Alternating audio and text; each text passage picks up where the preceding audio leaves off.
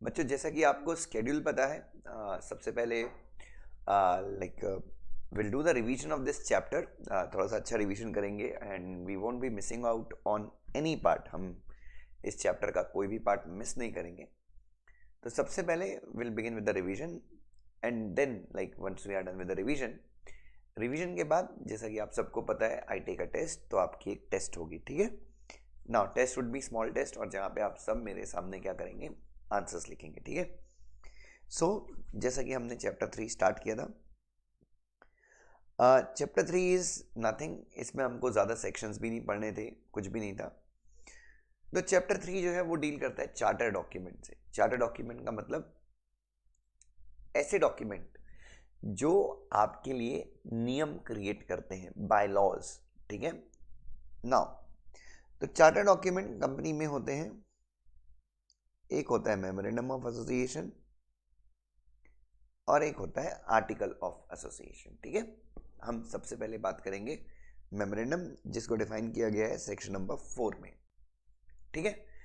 Memorandum में आप ये बोल सकते हैं मेमोरेंडम का जो कंटेंट है वो सेक्शन 4 में डिफाइंड है, बट मेमोरेंडम की जो डेफिनेशन है वो है कंपनीज एक्ट के clause number 2, section 2 clause number 56 में।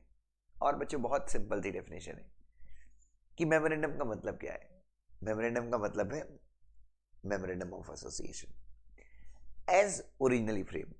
ओरिजिनली फ्रेम मतलब जब आपने उसको क्या किया था, फर्स्ट टाइम क्रिएट किया था, आरओसी के साथ आपने इनकॉर्पोरेशन के टाइम पे रजिस्टर करवाया था, और जिसको आपने समय से समय क्या किया है, ऑल्टर किया है as per the provision of this act or as per the provisions of previous companies act. But अब प्रीवियस कंपनीज एक्ट तो बचा नहीं, तो अगर आज की तारीख में अगर आप एमओए को ऑल्टर करेंगे, so you will be altering the MOA as per the provision of companies act 2013। तो ये एमओए का डेफिनेशन है। तो कंपनीज एक्ट में अगर उन्होंने मेमोरेंडम ऑफ एसोसिएशन ये शब्द यूज नहीं किया है तो भी कोई प्रॉब्लम नहीं है। उन्होंने अगर सिर्फ मेमोरेंडम बोला है तो कंपनीज एक्ट में जहां पे भी मेमोरेंडम वर्ड यूज हो रहा है उसका मतलब होगा मेमोरेंडम ऑफ एसोसिएशन, ये ध्यान में रखिए। नाउ उसके बाद हम आएंगे बच्चों कंपनीज एक्ट के सेक्शन नंबर 4 सब सेक्शन 1 पे, या सेक्शन 4 पे आएंगे। और इसके अंदर जो सब सेक्शन 1 है, आप हमेशा याद रखिए ये सेक्शन आपको बताता है कंटेंट ऑफ एमओए, कि एमओए का कंटेंट क्या होगा, ठीक है। तो जैसा कि हम सब जानते हैं एमओए में clause number 4 sub section 1 clause number A से लेके क्लॉज नंबर ई तक जो है वो 5 क्लॉजेस होते हैं, और जो 6वें नंबर का क्लॉज है, एफ नंबर का जो क्लॉज है, वो सिर्फ और सिर्फ 1 पर्सन कंपनी के ऊपर ही लागू होता है। ये सुनो बच्चों, तो लेट्स सी द क्लॉज। तो सबसे पहला name of the company, this is the first clause. लेकिन नेम कंपनी का नाम जो होगा उसके आखिरी में वर्ड प्राइवेट लिमिटेड आना चाहिए या फिर वर्ड लिमिटेड आना चाहिए अगर आपकी कंपनी क्या है, पब्लिक लिमिटेड कंपनी है। लेकिन section 4 sub section 1 clause number A का एक प्रोवाइजो है जो बोलता है लिमिटेड और प्राइवेट लिमिटेड की जरूरत नहीं है अगर आपकी कंपनी कौन सी कंपनी है, सेक्शन 8 कंपनी। क्लॉज बी बोलता है आपको उस स्टेट का नाम लिखना है जिस स्टेट में आपकी कंपनी का रजिस्टर्ड ऑफिस है। क्लॉज सी बोलता है आप 2 तरह के ऑब्जेक्ट्स लिखिए। पहला लिखिए आपकी कंपनी के मेन ऑब्जेक्ट, जिन ऑब्जेक्ट्स को परस्यू करने के लिए, जिन ऑब्जेक्ट्स को अचीव करने के लिए कंपनी को क्या किया गया, इनकॉर्पोरेट किया गया। और दूसरे जो ऑब्जेक्ट्स हैं वो ऐसे ऑब्जेक्ट हैं जिनको कंपनी अचीव करेगी इन फर्दरेंस ऑफ मेन ऑब्जेक्ट, ठीक है। तो 2 तरह के ऑब्जेक्ट लिखने हैं आपको मेमोरेंडम में, पहला आपके मेन ऑब्जेक्ट और दूसरा वो ऑब्जेक्ट जो कंपनी अचीव तो करेगी, परंतु क्यों अचीव करेगी, मेन ऑब्जेक्ट्स को क्या करने के लिए, प्रमोट करने के लिए। तो सेकंड ये जो ऑब्जेक्ट होते हैं इसको हम एंसिलियरी ऑब्जेक्ट्स भी कहते हैं। उसके बाद आता है clause number D, section 4 sub section 1 उसका क्लॉज नंबर डी, जो आपको बताता है लाइबिलिटी के बारे में। तो आपकी कंपनी चाहे लिमिटेड कंपनी हो, आपको ये भी बताना है आपकी मेमोरेंडम में कि आपकी कंपनी लिमिटेड है या फिर अनलिमिटेड है। और अगर आपकी कंपनी लिमिटेड है, लिमिटेड बाय शेयर ये जो वर्ड है सेक्शन 2 क्लॉज नंबर 21 है 22 है, क्लॉज 22 है, यस क्लॉज नंबर 22 में बताएं लिमिटेड बाय शेयर का मतलब क्या होता है। लिमिटेड बाय शेयर का मतलब होता है कि मेंबर्स की मैक्सिमम लायबिलिटी कितनी होगी, unpaid amount on the value of the shares held by him. So यहाँ पे आपको लिखना है कि अगर आपकी company limited by share capital, तो आपको बताना है कि मेंबर की जो मैक्सिमम लायबिलिटी होगी that would be up to the unpaid amount on the value of the share. Clause number 2, अच्छा दूसरा, अगर आपकी कंपनी लिमिटेड बाय गारंटी है, if your company is limited by guarantee, तो आपको अपने मेमोरेंडम में ये बताना है कि एक मेंबर जो है वो कितना अमाउंट कंट्रीब्यूट करेगा in the event of company being wound up, या फिर अगर उसके, ध्यान सुनिएगा, जिस दिन वो मेंबरशिप छोड़ के जाता है उसके एक साल के अंदर जो भी लायबिलिटी आती है वो बंदा भी क्या करेगा, वो बंदा गारंटी देता है कि वो उस अमाउंट को भी कंट्रीब्यूट करेगा। मतलब मैं अगर गारंटी कंपनी का मेंबर हूं, अगर मैं आज छोड़ के जा रहा हूं, मेरे जाने के अगर एक साल के अंदर कंपनी क्या होती है, वाइंडिंग अप में जाती है, तो जितनी गारंटीड अमाउंट मैंने, जितने अमाउंट की गारंटी दी थी वो मुझे पे करना पड़ सकता है, रादर पे करना ही है, ठीक है। और कब पे करना पड़ेगा, अगर एग्जिस्टिंग मेंबर्स जो है वो पे नहीं कर पा रहे हैं तो मैं गारंटीड अमाउंट दूंगा, तो मैं गारंटीड अमाउंट मतलब कंपनी को देता हूँ, ठीक है। और ऐसा क्यों होता है, ऐसा लॉ मानता है कि भाई आपने ही कंपनी को पूरा चूज लिया था और जब आपको लगा कि कंपनी बर्बाद होने वाली है तो आप कंपनी छोड़ के चले गए। और मोस्टली जो मैं लाइबल होऊंगा, मैं उन लाइबिलिटीज के लिए, उन डेट्स के लिए लाइबल होऊंगा जो कंपनी ने कॉन्ट्रैक्ट की थी, कब, जब मैं कंपनी का मेंबर था, ठीक है। और दूसरी गारंटी जो गारंटी कंपनी का मेंबर देता है वो इसके लिए देता है कि जो भी वाइंडिंग अप के जो कॉस्ट है, वाइंडिंग अप का जो कॉस्ट है वो भी, उसमें जो खर्चा आएगा उसमें भी मेरा शेयर होगा, और उससे ज्यादा का शेयर आपका नहीं होता गारंटी कंपनी में। अच्छा, उसके बाद क्लॉज नंबर ई। अच्छा, क्लॉज नंबर ई सुनिएगा ध्यान से, क्लॉज नंबर ई सिर्फ उन कंपनीज के ऊपर एप्लीकेबल होता है बच्चों जिन कंपनीज में शेयर कैपिटल है, और क्लॉज नंबर ई को आप ऑथोराइज्ड शेयर कैपिटल क्लॉज भी कहते हैं, ठीक है। सो इस कैपिटल क्लॉज में, इस क्लॉज में क्या आता है, आपको बताना है आपकी कंपनी की ऑथोराइज्ड शेयर कैपिटल कितनी है, इसका डिवीजन कितना है, मतलब कितने शेयर्स में ये डिवाइडेड है, और कितने शेयर आपके सब्सक्राइबर लेने वाले हैं, ठीक है। और इसमें आप याद रखिएगा कम से कम हर एक सब्सक्राइबर को कम से कम एक शेयर लेना है। आपको पता होगा section number 3 clause number 1, section number 3 subsection 1 ये बताता है कि प्राइवेट कंपनी में at least there should be 2 subscriber, OPC में there has to be 1 subscriber, और पब्लिक कंपनी अगर बना रहे तो there should be at least 7 subscriber. तो अगर 7 सब्सक्राइबर हैं तो they must hold at least 7 shares during the time of incorporation, अगर कंपनी में आपकी क्या है, in your company, if there is a provision of the share capital. उसके बाद बच्चों,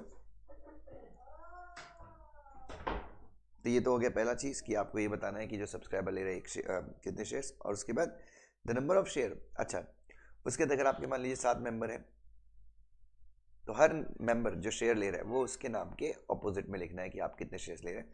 तो ये बेसिकली हम लोग क्या करते हैं, इसको हम एक अलग क्लॉज में डाल देते हैं जिसको हम क्या बोलते हैं, सब्सक्रिप्शन क्लॉज, ठीक है। सो अगर आप देखें तो पॉइंट नंबर 2 क्लॉज नंबर ई का जो सब क्लॉज 2 है या आइटम नंबर 2 है, इससे एक नया क्लॉज भी जनरेट हो रहा है, सब्सक्रिप्शन क्लॉज बोलते हैं हम इसको, ठीक है, कि आप कितने शेयर सब्सक्राइब करें, that is mention opposite to your name. और एफ जो क्लॉज है, this applies only to OPC. OPC के केस में आप ये भी लिखते हैं कि आपके मरने के बाद आपके जो शेयर्स हैं वो कौन होल्ड करेगा। Is that clear? Now I come to section number 4 subsection 2। Section 4 subsection 2 ये कहता है कि मेमोरेंडम ऑफ एसोसिएशन में जो आप कंपनी का नाम लिखते हैं, ऊपर section 4 subsection 1 clause number a name clause था, वो नाम किसी दूसरी कंपनी के नाम से आइडेंटिकल या बहुत क्लोजली रिजेंबल, बहुत क्लोजली मिलता जुलता नहीं होना चाहिए, ठीक है। किससे मिलता जुलता नहीं होना चाहिए? उस कंपनी से जो ऑलरेडी रजिस्टर्ड है इस एक्ट के अंदर या फिर पुराने लॉ के अंदर। और दूसरा, कंपनी का नाम वैसा भी नहीं होना चाहिए कि अगर कंपनी उस नाम को यूज करे तो it will create any offence under any law, और या फिर सेंट्रल गवर्नमेंट के ओपिनियन में वो नाम क्या है, अनडिजायरेबल है। तो ऐसा नहीं होना चाहिए। बच्चों आपको पता है there is a word called as, Christian लोगों के लिए एक होली वर्ड है, हालेलुया, पता नहीं कुछ तो ऐसा वर्ड है हालेलुया, जैसे अपन बोलते हैं भारत माता की जय, तो वहां पे there is some kind of word जिसको बोलते हैं हालेलुया। आपने क्रिश्चियन अगर वेब सीरीज वगैरह देखी होंगी तो वो ऐसा फादर बोलते हैं हालेलुया। सो इस वर्ड को इंग्लैंड में इंग्लैंड में someone wanted to have this name, इस नाम से वो कंपनी बनाना चाहता था। तो ये माना गया कि अगर इस नाम से आप कंपनी बनाते हैं so it will be offensive to a class of persons, मतलब क्रिश्चियन लोगों के को वो ऑफेंसिव होगा, और ये नाम देने से मना कर दिया गया था। ठीक है, तो ऐसा कोई भी नाम जिसको यूज करना ऑफेंस हो, ईश्वर के नाम, ईश्वर तुम ऐसा कोई नाम रख रहे हो जैसे ईश्वर को लोगों की श्रद्धा को ठेस पहुंच सकती है, तो इस टाइप के नाम। उसके बाद सेक्शन 4 सब सेक्शन 3 ये बोलता है भाई सब सेक्शन 2 के जो जनरल प्रोविजंस हैं कि आपको ऐसा नाम नहीं मिलेगा जो सिमिलर है या फिर ऑफेंसिव है, उनको ध्यान में रखते हुए उनको तो ध्यान में रखना है, और उसके अलावा भी एक कंपनी को ऐसे नाम से नहीं रजिस्टर होना चाहिए जिस नाम में कोई ऐसा शब्द या फिर कोई ऐसी अभिव्यक्ति है जो ये दिखाए कि कंपनी जो है सेंट्रल गवर्नमेंट या स्टेट गवर्नमेंट के साथ कंपनी का किसी प्रकार का पैट्रोनेज है, पैट्रोनेज मतलब लिंक है किसी प्रकार का, या फिर किसी अथॉरिटी के साथ लिंक है जिसको सेंट्रल गवर्नमेंट या फिर स्टेट गवर्नमेंट ने क्रिएट किया है। ठीक है, और दूसरा आपको ऐसे वर्ड्स भी यूज नहीं करने हैं जो सेंट्रल गवर्नमेंट प्रिस्क्राइब करे। ठीक है, प्रिस्क्राइब का मतलब आप सबको पता है section 2 clause 66 prescribe by the central government. तो यहाँ पे हम पढ़ेंगे रूल 8A और रूल नंबर 8B, जिसमें नामों के बारे में सब कुछ बताया गया है। ठीक है, तो ये सारे नाम आप यूज नहीं करेंगे कब तक, जब तक आपको सेंट्रल गवर्नमेंट क्या ना कर दे, अप्रूव ना कर दे। नाउ उसके बाद है सेक्शन नंबर 4 सब सेक्शन 4। बच्चों आप चाहें तो you can make an application in the prescribe form, आप प्रिस्क्राइब फॉर्म में अप्लाई कर सकते हैं reservation of name in case of proposed company, मतलब जब आप कंपनी को इनकॉर्पोरेट कर रहे हैं तो भी आप नाम के लिए अप्लाई कर सकते हैं, रिजर्वेशन के लिए अप्लाई कर सकते हैं, और जब आप अपनी कंपनी का नाम चेंज करने वाले हैं तब भी आप नए नाम के लिए क्या कर सकते हैं, अप्लाई कर सकते हैं। ठीक है, तो ये सेक्शन नंबर 4 सब सेक्शन 4 है। अब आपने नाम के लिए अप्लाई कर दिया in case of proposed company, आपको पता है स्पाइस के अंदर जो स्पाइस प्लस 32 है, उसके अंदर पार्ट ए के अंदर आप नाम के लिए अप्लाई करते हैं, और जब आप नाम चेंज करते हैं तो RUN रिजर्व यूनिक नेम इस नाम के अंदर अप्लाई करते हैं। ठीक है, तो जब आपने नाम अप्लाई किया तो ROC क्या करता है ये बताया गया है सेक्शन नंबर 4 सब सेक्शन 5 में। ये बोलता है कि जो भी आप डॉक्यूमेंट्स वगैरह देंगे ROC को अलॉन्ग विद द एप्लीकेशन, आपका नाम रिजर्व होता है 20 डेज के लिए। ठीक है, जिस दिन ROC नाम अप्रूव करता है उसके वहां से कितने दिन के लिए, 20 डेज के लिए। ठीक है, और सच अदर पीरियड एज में बी प्रिस्क्राइब, जैसा कि हम सबको पता है कि आपका नाम रूल 9A अगर मैं गलत नहीं हूं तो रूल 9A आपको अलाउ करता है कि आपका नाम जो है वो अप टू 60 डेज के लिए रिजर्व हो सकता है, both in the case of what बेटा, in the case of incorporation also and in the case of at the time of change of name also.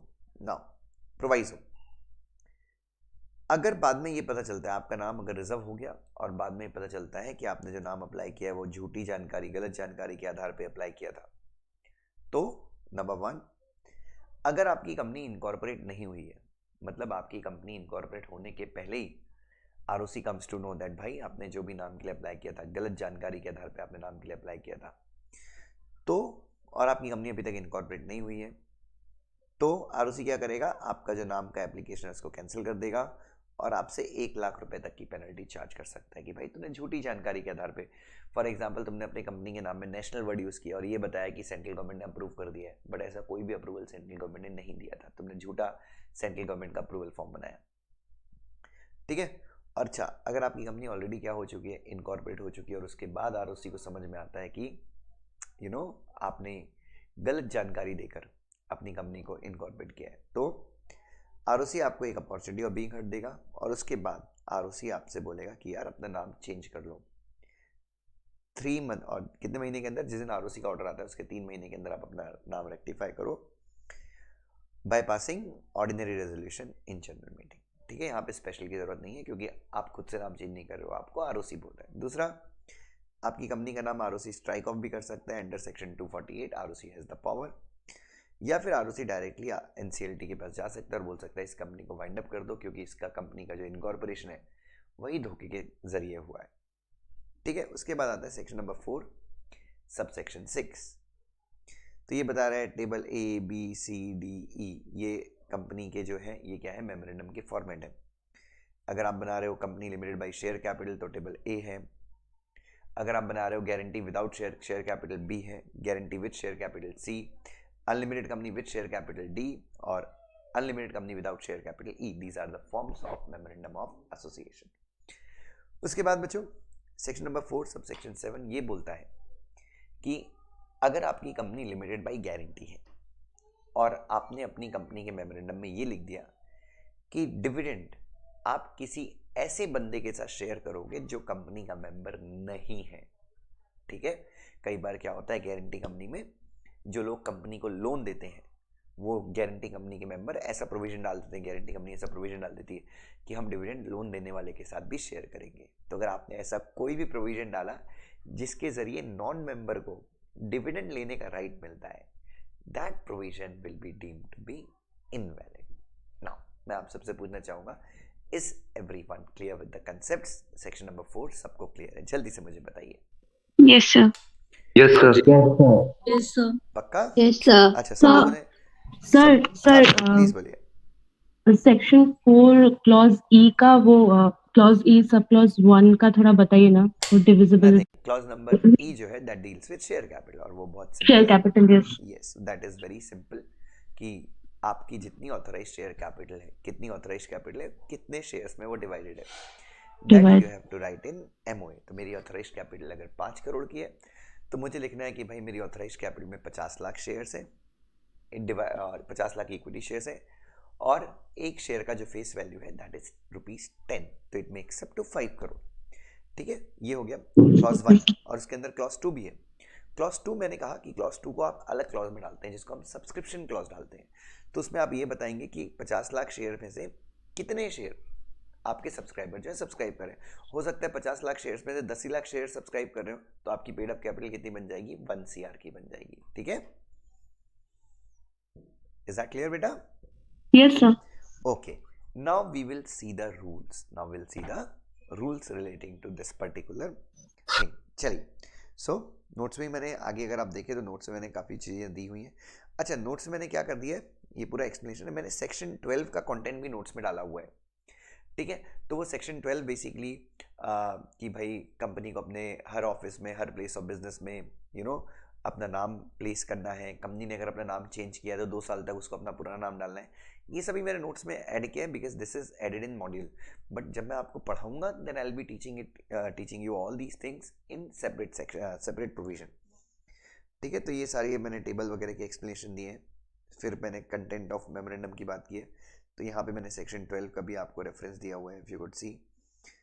Then Methodist church versus Union of India का एक case law है जिसमें court ने ये कहा था कि भाई आरओसी जब आपको नाम अलॉट करता है तो आरओसी की भी ये जिम्मेदारी है कि वो ये चेक कर ले कि जो नाम आपको मिल रहा है दैट इज नॉट अनडिजायरेबल।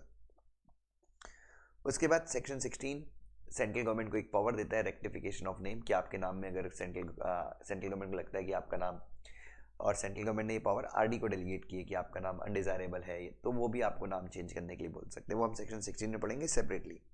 तो ये वही है, ये भी सेक्शन 16 का ही पार्ट है, ये सेक्शन 12 का पार्ट है। फिर रजिस्टर्ड ऑफिस का क्लॉज है बच्चों, ये सेक्शन नंबर 12 का पार्ट है। अभी कुछ नहीं पढ़ेंगे, अभी सिर्फ अपन इतना ही पढ़ेंगे कि भाई उसमें स्टेट का नाम लिखना है। ये भी मैं आपको सेक्शन 12 में पढ़ाऊंगा, verification of registered office.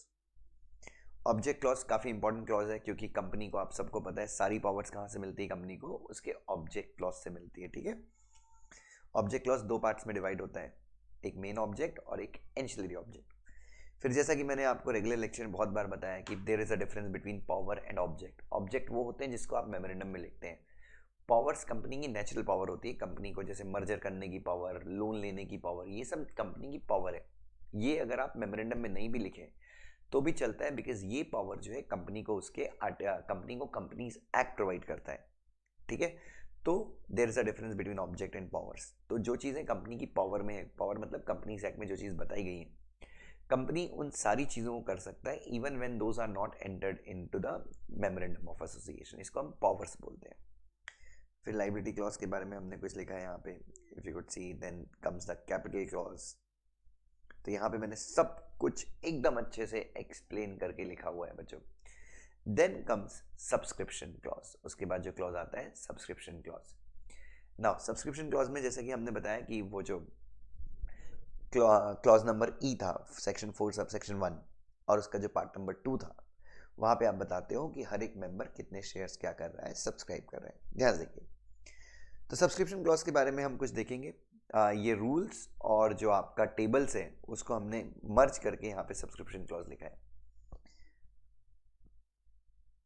Each subscriber must take at least 1 share. अगर आपकी कंपनी क्या है, लिमिटेड बाय शेयर है, हर एक सब्सक्राइबर को अपने नाम के बगल में लिखना है कि वो कितने शेयर्स खरीद रहा है। ये भी आपको पता है, ये भी हमने क्लॉज नंबर 2 में देखा, सब क्लॉज नंबर 2 में देखा। अगर निरंजन, अगर सब्सक्राइबर इलिटरेट है तो क्या होगा, वो क्या लगाएगा अपना, वो थंब मार्क इम्प्रेशन लगाएगा या फिर कोई भी मार्क, या फिर कोई भी दूसरा मार्क लगा देगा। अगर उसके पास थंब नहीं है तो वो कोई दूसरा मार्क लगा देगा। और वो मार्क क्या है, वो मार्क थंब इम्प्रेशन है या फिर कोई दूसरा मार्क है, इसको कौन डिस्क्राइब करेगा, कोई दूसरा इंसान डिस्क्राइब करेगा जो इलिटरेट सब्सक्राइबर का नाम लिखेगा और बताएगा कि वो मार्क क्या है, ठीक है। अच्छा, अगर आपकी मेमोरेंडम का सब्सक्राइबर कौन है, कोई दूसरी कंपनी है, तो कौन साइन करेगा, एक्स लिमिटेड की सब्सक्राइबर है वाई लिमिटेड, तो कौन साइन करेगा, वो जिसे पर्सन ऑथराइज्ड बाय बोर्ड, जिसको वाई लिमिटेड ने क्या किया है, बोर्ड रेजोल्यूशन से ऑथराइज किया है। अगर आपकी सब्सक्राइबर एलएलपी है तो आपकी कंपनी के शेयर कौन खरीद रहा है, कोई एलएलपी खरीद रहा है, तो कौन करेगा बच्चों, साइन ऑथराइज्ड पार्टनर, जिसको सारे पार्टनर्स ने ऑथराइज किया रेजोल्यूशन से, या फिर जिसको पार्टनरशिप अग्रीमेंट के अंदर अथॉरिटी है कि वो एलएलपी के बिहाफ पे साइन कर सकता है। अगर आपका सब्सक्राइबर कौन है, वो बंदा है जो इंडिया के बाहर कंट्री में रहता है, बट ये रहता कहाँ पे, ये उस कंट्री में रहता है जो कंट्री हेग कन्वेंशन की मेंबर है या फिर वो कॉमनवेल्थ कंट्री है, तो कोई प्रॉब्लम नहीं है। उसका जो प्रूफ ऑफ आइडेंटिटी है उसको नोटराइज करवाना पड़ेगा, किससे, अपने को, नोटरी पब्लिक से उसकी कंट्री का, ठीक है, एंड दैट विल डू। तो अगर आपका सब्सक्राइबर फॉरेन नेशनल है जो कॉमनवेल्थ या फिर इंडिया के बाहर की कंट्री में रहता है, देयर इज नो प्रॉब्लम। उसका प्रूफ ऑफ आइडेंटिटी जो है, आइडेंटिटी प्रूफ है, वो सिर्फ उसकी कंट्री के नोटरी पब्लिक ने साइन करके देना है, हो जाएगा। बट अगर ऐसा बंदा है, फॉरेन में भी रहता है लेकिन उस कंट्री में रहता है जो ना कॉमनवेल्थ की मेंबर है और जो ना हेग की मेंबर है, तो दो तरीके से हमने उसकी आइडेंटिटी प्रूफ को सर्टिफाई करवाना है। पहला तो नोटरी पब्लिक, और दूसरा उसको हमको कॉन्सुलराइज करवाना है। कॉन्सुलराइज मतलब उस कंट्री की जो एम्बेसी इंडिया में है, उस एम्बेसी से भी हमको उसकी आइडेंटिटी प्रूफ जो है उसको हमको क्या करवाना है, नोटराइज करवाना है, सर्टिफाई करवाना है। तो ये ध्यान में रखना है। उसके नेम्स के बारे में काफ़ी डिस्कशन है। चलिए, तो अब मैंने यहाँ पे लिखा है, ये अपनी आईसीएसआई की मॉड्यूल में नहीं है। रूल 8A, रूल 8B, ये सब कहाँ पे नहीं है बच्चों, अपने आईसीएसआई की मॉड्यूल में नहीं है। बट इसको हमने क्या किया है, यहाँ पे डाल दिया है ताकि आपको यहाँ पे कोई नाम से रिलेटेड कोई परेशानी ना हो। ध्यान देखिए बच्चों, इधर देखिए, तो एक जनरल रूल देख लीजिए बच्चों। रूल 8 क्या बोलता है, रूल 8 बोलता है कि अगर आपको ये डिसाइड करना है, रूल 8 ऑफ व्हाट बेटा, कंपनीज इनकॉर्पोरेशन रूल, ठीक है। रूल 8 बोलता है कि जब आप डिसाइड कर रहे हो कि दो नाम आपस में सिमिलर हैं या नहीं है, दो नाम आपस में सिमिलर हैं, आइडेंटिकल हैं या नहीं है, तो कुछ डिफरेंसेस हैं जिनको आप क्या करेंगे, इग्नोर कर देंगे। मतलब अगर दो नाम के बीच में इस प्रकार के डिफरेंसेस हैं तो आप मानोगे कि वो सिमिलर नाम ही है। Words like Pvt, private, OPC. एक कंपनी का नाम है एल पीवीटी लिमिटेड और एक कंपनी का नाम है एल प्राइवेट लिमिटेड, ये नाम सिमिलर ही माने जाएंगे, इन डिफरेंस को इग्नोर कर दिया जाएगा। प्लूरल और singular, Ram limited, Rams limited, singular plural, girl limited, girls limited. Type and case of letter spacing between the letter punctuation mark. K car limited, K car limited. Use of different tenses. Going limited, gone limited. ये सब difference नहीं है. Use of different phonetic spelling. Care limited, care limited. Phonetic spelling अलग हुई, sound अलग अलग, मतलब spelling आपने अलग कर दी बट उनका साउंड क्या है, सेम है. Different order of word. Kumar Sangakkara limited, Sangakkara Kumar limited नहीं है. A slight variation in the spelling of two words, इस टाइप का भी हो सकता है. Complete translation. भारत माता की जय लिमिटेड, हेल भारत माता लिमिटेड नहीं. अगर आप क्या करें, हिंदी से उसको इंग्लिश में कर दें, इंग्लिश से हिंदी कर दें, नहीं. Addition of name place. तुम्हारी कंपनी का नाम है केयर लिमिटेड, मेरी कंपनी का नाम है केयर पुणे लिमिटेड, नहीं. अगर आप ऐसे डिफरेंसेस क्रिएट करते हैं तो हम मानते हैं कि नाम सिमिलर ही हैं और इनको आपको नाम अलॉट नहीं किया जाएगा. ठीक है. उसके बाद हम पाएंगे रूल 8A. रूल 8A बताता है कि नाम आप कैसे डिसाइड करेंगे कि वो नाम अनडिजायरेबल है या नहीं है. ध्यान देखिए, अगर आपका नाम, जो नाम आप रख रहे हैं, उसको section number 3 of emblems and names prevention of improper use act के अंदर अगर उस नाम को क्या करा गया है, प्रोहिबिट किया गया है, तो हम मानते हैं कि वो नाम क्या है, अनडिजायरेबल. इसके अंदर जैसे नाम है प्रधानमंत्री, राष्ट्रपति, अशोक चक्र, परमवीर चक्र, इस टाइप के नाम वगैरह आपके नाम में अगर आते हैं तो ये एक्ट जो है उन नाम्स का यूज क्या करता है, प्रोहिबिट करता है. ठीक है. आपके नाम में, अगर आपके नाम में कोई ऐसा नाम है जो किसी इंसान का रजिस्टर्ड ट्रेडमार्क है, जैसे आइकन का रजिस्टर्ड ट्रेडमार्क है CS इज लाइफ, तो आप आइकन के पार्टनर्स की परमिशन के बिना या रजिस्टर्ड ओनर, जो उस ट्रेडमार्क का रजिस्टर्ड ओनर है, उसकी परमिशन के बिना अगर आप उसके रजिस्टर्ड ट्रेडमार्क को यूज करते हो तो भी वो अनडिजायरेबल होगा. आप ऐसा नाम यूज कर रहे हो जो किसी पर्टिकुलर सेक्शन को ऑफेंसिव है, अनडिजायरेबल माना जाएगा. हालेलुया. अगर आपका नाम उस नाम से बहुत कुछ मिलता जुलता है, किसी कंपनी के या फिर किसी LLP के नाम से बहुत मिलता जुलता है जो ऑलरेडी रजिस्टर्ड है, तो भी उसको क्या माना जाएगा, अनडिजायरेबल. अगर आपके नाम में कोई इंडिकेटिव है separate type of business constitution और लीगल पर्सन और एनी कॉनोटेशन देयर ऑफ, जैसे कि आपकी है कंपनी बट आपकी कंपनी में नाम कौन सा आ रहा है, कोऑपरेटिव, सहकारी, ये भी कोऑपरेटिव में ही आता है, सहकारी नॉट सरकारी, सहकारी मतलब एक साथ, कोऑपरेटिव सोसाइटी, ट्रस्ट, LLP, इस टाइप के नाम अगर आपके नाम में आ रहे हैं तो भी हम क्या मानेंगे, आपका नाम अनडिजायरेबल है. आपके नाम में क्या है बच्चों, किसी कॉन्टिनेंट का नाम आ रहा है, किसी कंट्री का नाम आ रहा है, किसी स्टेट का नाम आ रहा है, किसी सिटी का नाम आ रहा है, जब तक आपकी उस कंट्री, स्टेट या सिटी से कोई बिजनेस कनेक्शन नहीं है तब तक आप उस नाम को यूज नहीं कर सकते. ठीक है. और उसके लिए भी आपको परमिशन लेनी पड़ेगी सेंट्रल गवर्नमेंट की, आगे है,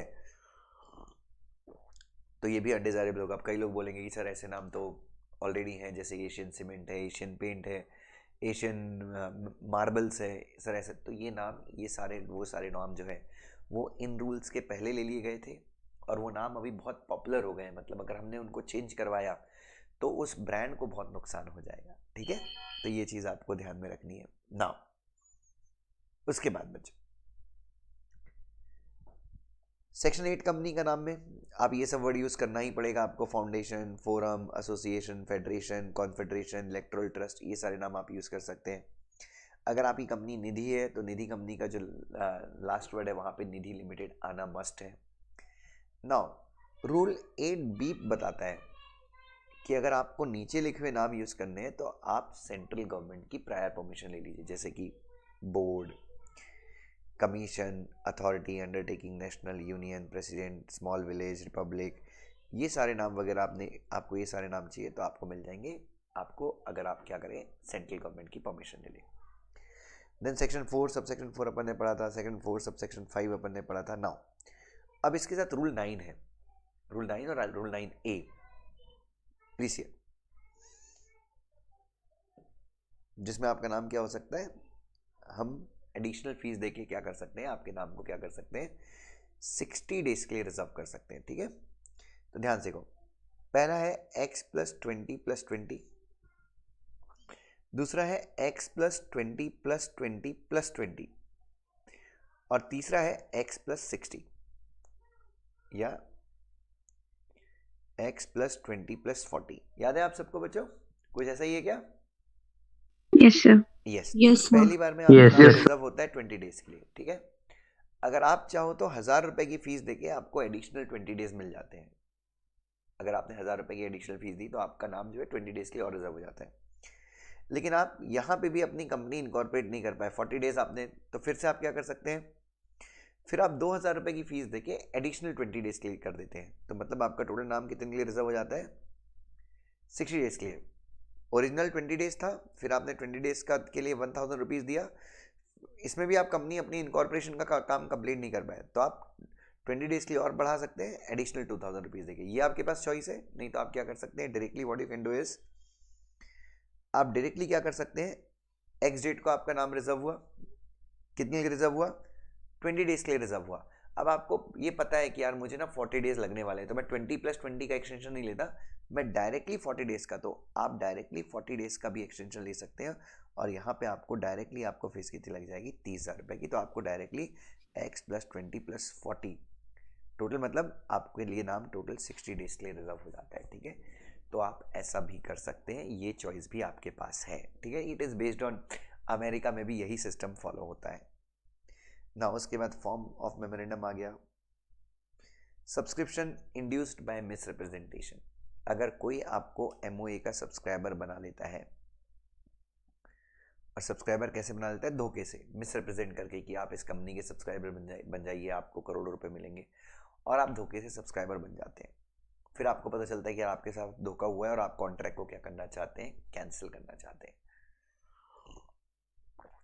आप कॉन्ट्रैक्ट को कैंसिल नहीं कर सकते, क्योंकि अगर आपने कॉन्ट्रैक्ट कैंसिल कर दिया तो कंपनी के जो स्टैट्यूटरी नंबर है 7 या 2, उससे मेंबर्स क्या हो जाएंगे, कम हो जाएंगे।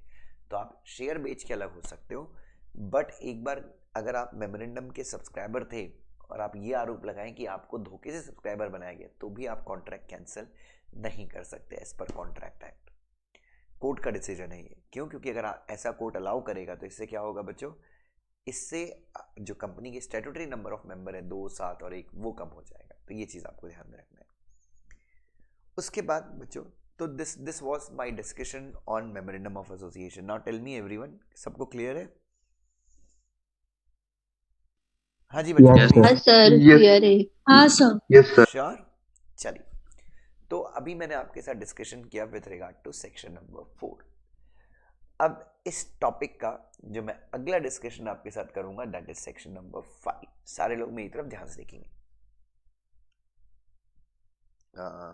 चल थोड़ा सा बैरक भी दिखा देता हूँ आपको। हालांकि मैंने नोट्स में भी सेक्शन वाइज ही बनाया, I have done everything as per section, but एक बार चलो बैरक देख लेते हैं।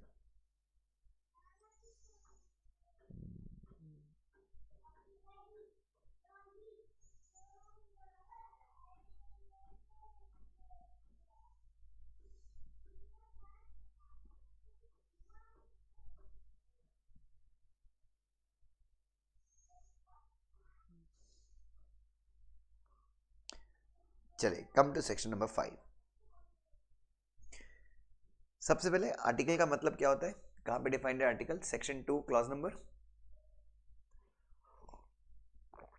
मैंने कल बताया था article 7. 5 sir. 5 sir. Section 2 clause number 5 था, पक्का? हाँ sir. Yes sir. Okay, Yogita बोल रही है तो आई वोंट डाउट।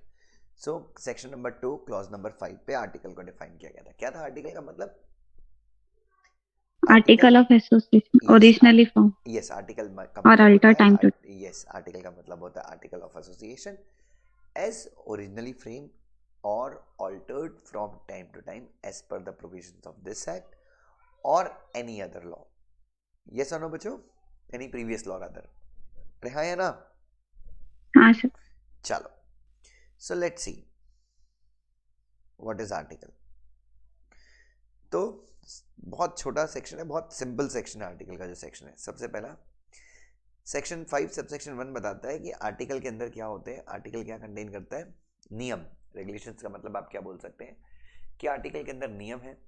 किस चीज़ के नियम है, how would the company be managed, company के मैनेजमेंट के से रिलेटेड नियम है कि आपकी कंपनी को प्रबंधन कैसे किया जाए, कंपनी चलेगी कैसे। एमओए में तो आप ऑब्जेक्ट लिख देते हैं, बट कंपनी का मैनेजमेंट उन ऑब्जेक्ट्स को अचीव कैसे करेगा, ये आप कहाँ पे लिखते हैं, आर्टिकल में। ठीक है, तो सेक्शन नंबर 5 सबसेक्शन 1 आपको क्लियर कर देता है कि आर्टिकल में अपने को क्या डालने का है। सेक्शन 5 सबसेक्शन 2 बोलता है कि भाई आर्टिकल जो है, article shall also contain such matters as may be prescribed. Please hear बच्चों, article shall also contain such matters as may be prescribed, कहने का मतलब है आर्टिकल्स के अंदर आप वो मैटर भी डाल सकते हैं जो सेंट्रल गवर्नमेंट बोलेगी, क्या बनाकर, रूल्स बनाकर। ठीक है, कोई प्रॉब्लम नहीं। उसके बाद हाँ जी, लेकिन आपको सेंट्रल गवर्नमेंट क्या बोलती है, आर्टिकल में आप कौन से मैटर डालेंगे, मतलब जो मैटर आप कंपल्सरी डालने वाले आर्टिकल्स में, उसके अलावा भी आप कुछ मैटर डाल सकते हैं जो आपको आपको डालना पड़ेगा। शैल ऑल्सो कंटेन, आर्टिकल में आपने वो मैटर भी डालने हैं जो आपको सेंट्रल गवर्नमेंट क्या करेगी, क्या करेगी बच्चों, प्रिस्क्राइब करेगी। ठीक है, उसके बाद वो कह रहा है कि nothing prescribed in this subsection shall be deemed to prevent a company from including such additional matter. मतलब बच्चों आपने अपना आर्टिकल बना लिया, सेंट्रल गवर्नमेंट के प्रिस्क्राइब मैटर भी डाल दिए, और उसके अलावा भी आपको क्या करना है, उसके अलावा भी आपको अगर कोई एडिशनल मैटर आर्टिकल में डालना है तो आप डाल सकते हैं, कोई प्रॉब्लम नहीं है। नाउ मैं हमेशा बोलता हूँ बच्चों 3 सेक्शन, एंट्रेंचमेंट से रिलेटेड कितने सेक्शन है जो आपको हमेशा याद रखने हैं, 3 sir, 3 4 5। Very nice. Section number 5 subsection 3 subsection 4 and subsection 5। Now section 5 subsection 3 बोलता है कि आपके आर्टिकल्स में क्या हो सकता है, you can put, what you can put is entrenchment clause. ठीक है, so what is this entrenchment clause, entrenchment clause का मतलब भी इन्होंने बताया। एंट्रेंचमेंट क्लॉज का मतलब है कि specified provision of the article, article के स्पेसिफिक प्रोविजन को आप तभी ऑल्टर कर सकते हैं जब कंडीशन या फिर प्रोसीजर जो ज़्यादा रिस्ट्रिक्टिव है, ज़्यादा कठिन है, स्पेशल रेजोल्यूशन है, जब उसको क्या कर दिया जाए, फुलफिल कर दिया जाए। सो मैं जिन बच्चों को अगर कभी एंट्रेंचमेंट में, आई डोंट थिंक सो आप में से किसी को प्रॉब्लम है, बट मैं थोड़ा सा पॉइंट बता देता हूँ। सो एंट्रेंचमेंट का मतलब कि जैसे सेक्शन नंबर 14 सब सेक्शन 1 ये बोलता है कि जनरल मीटिंग में एक स्पेशल रेजोल्यूशन पास करके आप आर्टिकल ऑफ एसोसिएशन को क्या कर सकते हो, ऑल्टर कर सकते हो। तो what is the rule with regard to alteration of article, article को ऑल्टर करने का सिंपल सा नियम है, जनरल मीटिंग में आप क्या कीजिए, you pass a special resolution and you can alter your आप अपने आर्टिकल्स को ऑल्टर कर सकते हैं। ठीक है, नाउ अब सेक्शन 5 सब सेक्शन 3 ये बोलता है कि आप, अब जैसे आपके आर्टिकल में रेगुलेशन 1 है, रेगुलेशन 2 है, रेगुलेशन 3 है, रेगुलेशन 4 है, और इन हर एक रेगुलेशन जो भी आप आर्टिकल में लिखते हैं उसको आप स्पेशल रेजोल्यूशन के थ्रू क्या कर सकते हैं, ऑल्टर कर सकते हैं। एंट्रेंचमेंट क्लॉज ये कहता है कि आप बता दीजिए कि जो रेगुलेशन आप बता सकते हैं, आप एक नया रेगुलेशन डालिए, रेगुलेशन 5, और रेगुलेशन 5 में आप इसको आप डालिए it is an entrenchment regulation, और इसमें आप लिखिए कि अगर आपको रेगुलेशन 1 ऑल्टर करना है, आप रेगुलेशन 1 आर्टिकल का तभी ऑल्टर कर सकते हैं जब कंपनी जनरल मीटिंग में रेजोल्यूशन पास करे विथ 95% मेजॉरिटी। जनरल मीटिंग में उपस्थित 95% लोग फेवर में अगर वोट डालते हैं तभी रेगुलेशन नंबर 1 ऑल्टर होगा। So what this regulation number 1 is, इसको हम कहते हैं एंट्रेंचमेंट क्लॉज। लेकिन सारा प्रॉब्लम यह है कि एंट्रेंचमेंट क्लॉज को कौन बचाएगा, क्योंकि ये तो एक नॉर्मल सा क्लॉज है जिसको आप क्या कर सकते हैं, क्योंकि ये भी तो एक क्लॉज ही है ना, इसको तो आप स्पेशल रेजोल्यूशन पास करके आप इसको भी चेंज कर सकते हैं। यस, ये हमारे एक्ट में नहीं बताया। तो एंट्रेंचमेंट क्लॉज दूसरे क्लॉज को बचाता है, बट एंट्रेंचमेंट क्लॉज को कौन बचाएगा, तो आपको ये भी लिखना है। तो एक और क्लॉज डालेंगे आप यहीं पे, इसी में ऐड करते हुए कि रेगुलेशन 5 भी अगर ऑल्टर करना है, ये आपको कोई नहीं बताएगा, तो रेगुलेशन 5 भी अगर आपको ऑल्टर करना है तो आपको 95% मेजॉरिटी के साथ वोटिंग करना है। तो ऐसे आप डालिए। सो एंट्रेंचमेंट क्लॉज को भी आपको एक प्रोटेक्शन डालनी है, नहीं तो वो क्लॉज तो special resolution by virtue of section number 14 sub section 1 कोई भी उसको भी क्या कर सकता है, चेंज कर सकता है। सबसेक्शन 4 क्या बोलता है बच्चों, कि जो एंट्रेंचमेंट क्लॉज के प्रोविजंस हैं वो आप कब डालिए, कंपनी के इनकॉर्पोरेशन के टाइम पे डाल दीजिए।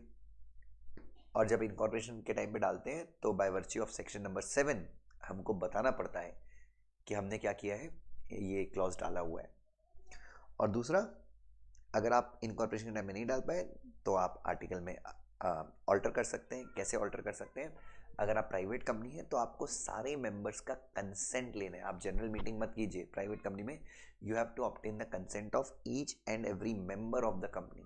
जनरल मीटिंग की जरूरत नहीं है, रिटन कंसेंट लेना है आपको। और पब्लिक कंपनी में आप मीटिंग लीजिए और स्पेशल रेजोल्यूशन के थ्रू आप क्या कर दीजिए, क्लॉज डाल दीजिए।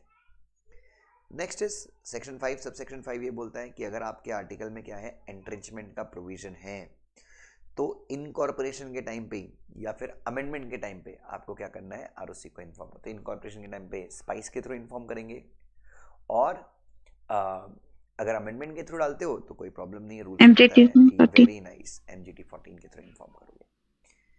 जो आपके आर्टिकल है FGHIJ, ये क्या है, फॉर्मेट्स हैं। F is for limited by share, G is for guarantee having share capital, H is guarantee not having share capital, I is unlimited company not having share capital, J is unlimited company having share capital. मेरा कुछ sequence इधर उधर हो सकता है, but these are the forms. लेकिन इन forms के अलावा भी आप इन फॉर्म में आप अपना आर्टिकल बना लीजिए, बट आप इसमें अपने हिसाब से एडिशन और डिलीशन कर सकते हैं, ठीक है। उसके बाद सेम जो चीज़ मैंने कही कि जो ऊपर के जो आर्टिकल हैं वो मॉडल आर्टिकल्स हैं, तो मॉडल आर्टिकल्स में आप अपना एडिशन और डिलीशन कर सकते हैं। ऐसा आपको सबसेक्शन 7 भी कह रहा है। सबसेक्शन 7 के अलावा सबसेक्शन 1 का जो प्रोवाइजो था वो, सॉरी सबसेक्शन 1 या सबसेक्शन 2, सेक्शन सबसेक्शन 2 2 का जो प्रोवाइजो था वो भी आपको अलाउ कर रहा था कि आप अपने हिसाब से मैटर डाल सकते हैं, ठीक है। नाउ उसके बाद बेटा ये सबसेक्शन 8 क्या बोलता है, व्हाट इज सबसेक्शन 8? जो आर्टिकल स्पेसिफाई किए उसके अलावा कोई कंपनी काम नहीं कर सकती। In case of any company which is registered after commencement of this act, कोई भी कंपनी जो इस एक्ट के शुरू होने के बाद रजिस्टर हुई है, 2014 के एक्ट के अंदर रजिस्टर हुई है,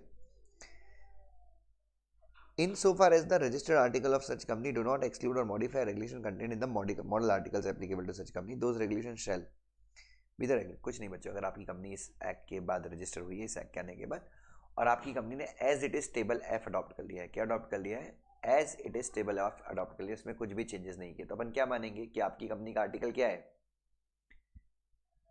अरे क्या है, आपकी टेबल एफ ही आपकी कंपनी का आर्टिकल है। और सबसेक्शन 9 क्या बोल रहा है कि अगर आपकी कंपनी के आर्टिकल पुराने एक्ट 1956 के एक्ट के अंदर रजिस्टर हुए थे, तो उनके ऊपर ये एक्ट कब अप्लाई होगा, तभी अप्लाई होगा जब आपने अपने पुराने आर्टिकल्स को जो 1956 के अंदर रजिस्टर हुए थे उनको आप इस एक्ट के अंदर क्या करें, अमेंड करें, तभी ये एक्ट उन आर्टिकल्स के ऊपर एप्लीकेबल होगा। तो ये जो मेरा आपके साथ डिस्कशन था that was on section number 5, जो रिलेट करता है किससे, आर्टिकल से।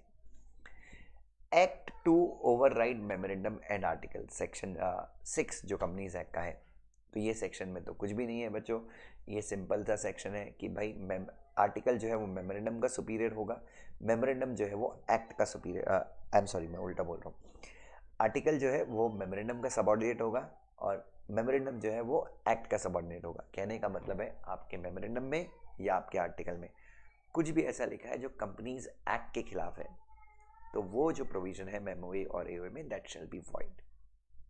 यहां तक क्लियर है सबको बच्चों? Is everyone clear? Yes sir. So यहाँ पे मैंने, अगर आप नोट्स देखेंगे तो I will say you can see, मैंने यहाँ पे एंट्रेंचमेंट क्लॉज का प्रॉपर एग्जांपल दिया है, सब कुछ मैंने यहाँ पे काफ़ी अच्छे से एक्सप्लेन करा हुआ है। नाउ फिर ये क्वेश्चन है, ये हमने लिखा हुआ है ना एंट्रेंचमेंट के बारे में? हाँ sir. Yes sir. Okay that's great. फिर रजिस्ट्रेशन ऑफ आर्टिकल के बारे में है। ओके देन हम डॉक्ट्रिन्स पढ़ेंगे। क्या पढ़ेंगे हम? Doctrines. Now please here, please बच्चों, सो 3 तरह की डॉक्ट्रिन हमने इस चैप्टर में पढ़ी है।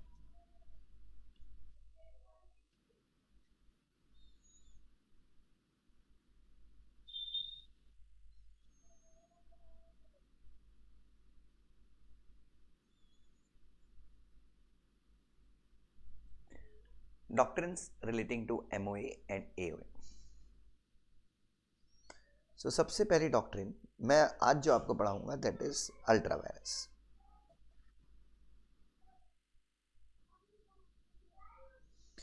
अल्ट्रा वायरस का मतलब होता है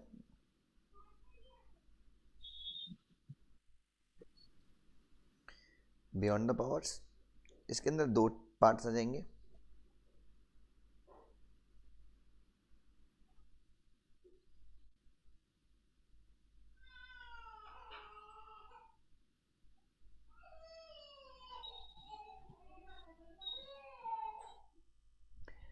एक होता है अल्ट्रा वायरस द कंपनी, और दूसरा क्या है बच्चों?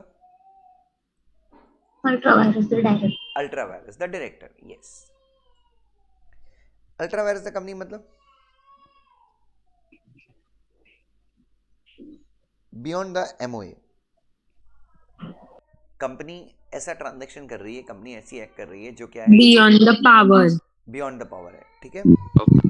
और दूसरा है अल्ट्रा वायरस डायरेक्टर मतलब बियॉन्ड द पावर आर्टिकल से। बोर्ड ऑफ डायरेक्टर, ठीक है। तो बोर्ड ऑफ डायरेक्टर को जो पावर एक्ट दे रही है या फिर आर्टिकल दे रहे हैं, डायरेक्टर उसके बियॉन्ड काम कर रहे हैं। और beyond the power of memorandum मतलब कंपनी के पास वो पावर है ही नहीं, वो काम करने की कंपनी के पास क्या नहीं है, वो काम करने की कंपनी के पास पावर नहीं है, बट स्टिल वो पावर कंपनी एक्सरसाइज कर रही है, ठीक है। नाउ इन दोनों केसेस में याद रखिए, चाहे कंपनी अपनी पावर के बाहर काम करे या डायरेक्टर्स अपनी पावर के बाहर काम करे, सो अगर पावर एक्सीड हो रही है तो इस केस में कंपनी गेट्स अ प्रोटेक्शन।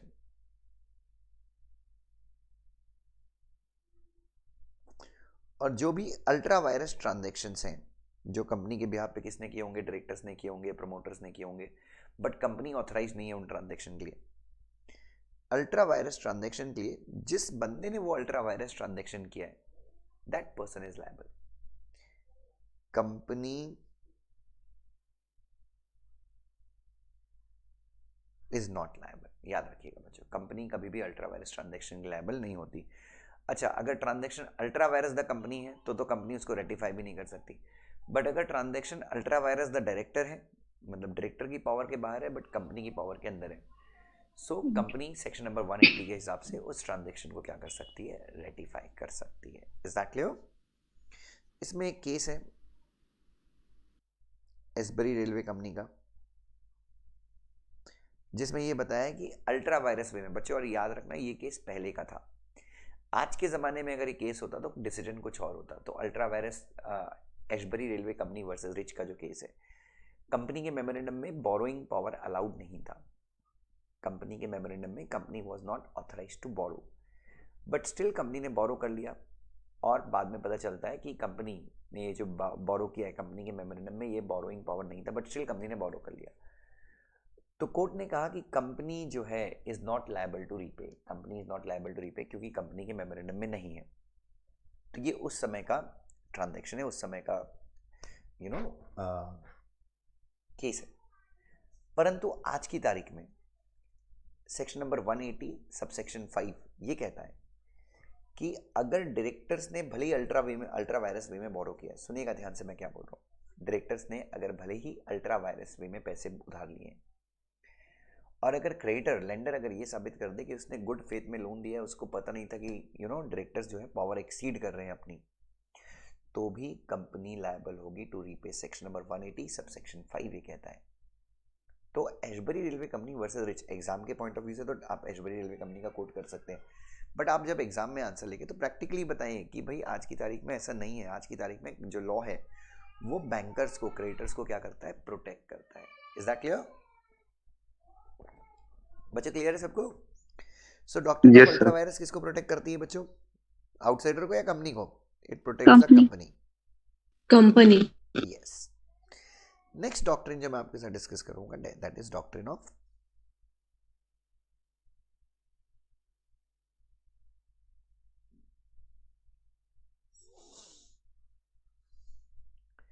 जो अगली डॉक्ट्रिन मैं आपके साथ डिस्कस करूंगा that is doctrine of constructive notice. बच्चों या लाइट चली गई, एक मिनट ना।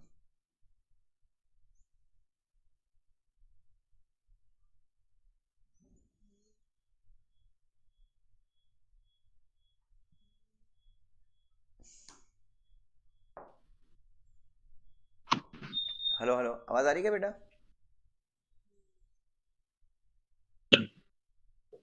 Hello hello. हाँ हाँ सर, सर। आ रही। ओके हाँ सर। ग्रेट। नाउ उसके बाद डॉक्ट्रिन ऑफ कंस्ट्रक्टिव नोटिस जो है ये किसको प्रोटेक्ट करती है?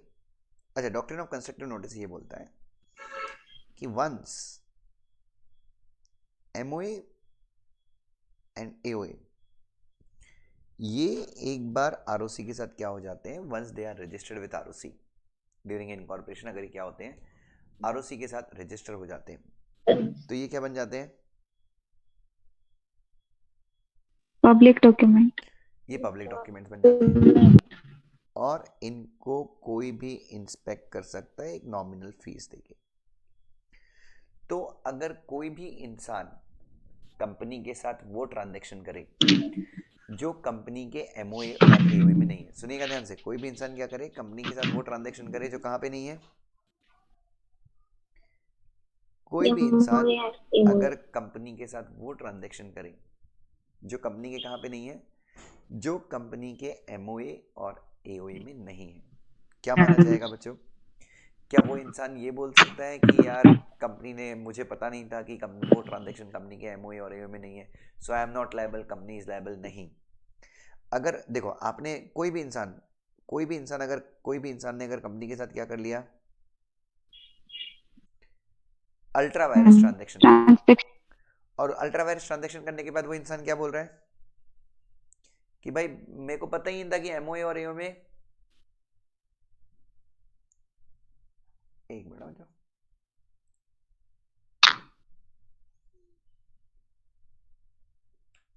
हाँ जी, और अल्ट्रा वायरस ट्रांजैक्शन करने के बाद वो व्यक्ति क्या बोल रहा है कि यार मुझे तो पता ही नहीं था, क्या नहीं पता था मुझे? एमओए और एओ में नहीं है कंपनी के ट्रांजैक्शन। एमओए और एओए में क्या लिखा है ये तो मुझे पता ही नहीं है यार।